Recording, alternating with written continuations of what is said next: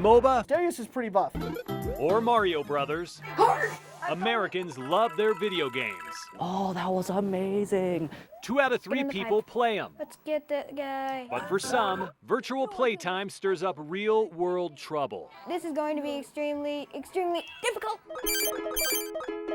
Keenan Davis is just 11 years old. Your mom and dad were telling us you end up taking the debit or credit card and downloading some games. It's sad but true. But he already knows the reality of a gaming habit gone awry. When Nintendo told me the dollar amount of games that were downloaded, I was shocked.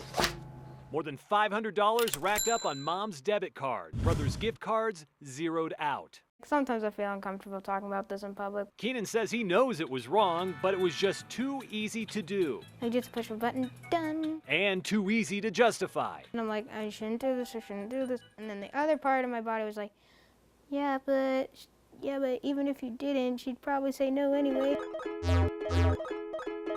Keenan showed signs of obsession before his spending spree began. I don't know whether it was 2 hours, 3 hours, I don't know how long it was. He kept his game time under wraps, played at night, slept during class, school started to slip, and every time he tried to quit, Oh, look at this new game that came out. I gotta get it. he'd punch in the numbers again. It just kept going and going. So it kind of sabotages their life. Dr. Ian Feinauer treats kids for all kinds of addiction. The substances aren't there, it's just video game. Feinauer says he's seen a few patients who are truly hooked, one so bad she felt most comfortable in the game. She introduced herself to me as her screen World of Warcraft name. That was her identity. All of her accomplishments at that point in her life had been through this other character. Today's games let you transform yourself into pretty much anything you want to.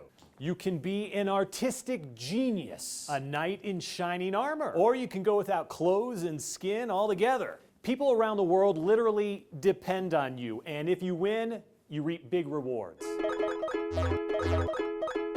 The reward mechanism in video games is huge. University of Utah professor Roger Altizer designs video games. He says rapid rewards You get the explosion of fireworks or the sound effect. encourage players to level up. Each goal gets a little bit harder, each win a little sweeter. For sports teams winning a major championship or winning the double NCAA or Super Bowl, that's how it is for us. I picked up the controller. Altizer says the perfect moment occurs when difficulty and skill increase at the same time, giving players a sense of timelessness.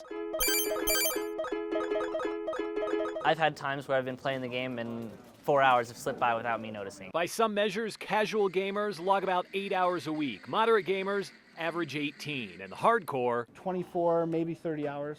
Probably 3 days straight. Various breaks, but no sleeping. gamers admit those benders are pretty excessive, but argue it's like anything else. It's been socially acceptable for years for the guy to sit on the couch and watch SportsCenter all day. For now, the jury's out on whether gaming addiction is real. There's no official diagnosis, but studies are trying to find the link.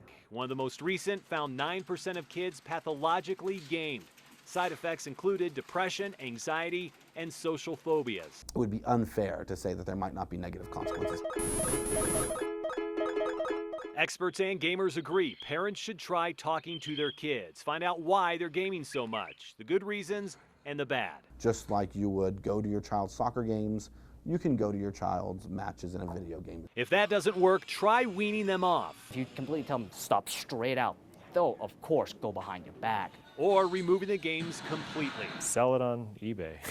And above all else, regulate game time. It's got to be used in moderation. Good news is 84% of parents already do this, according to one industry study. I should have just been more aware. I think I had my head in the sand and I wasn't paying attention like I should. Shanna Davis says her eyes are open now. She still lets Keenan play, but watches him pretty closely. I've now figured out that I don't need it, I can live without it. I feel like a changed person.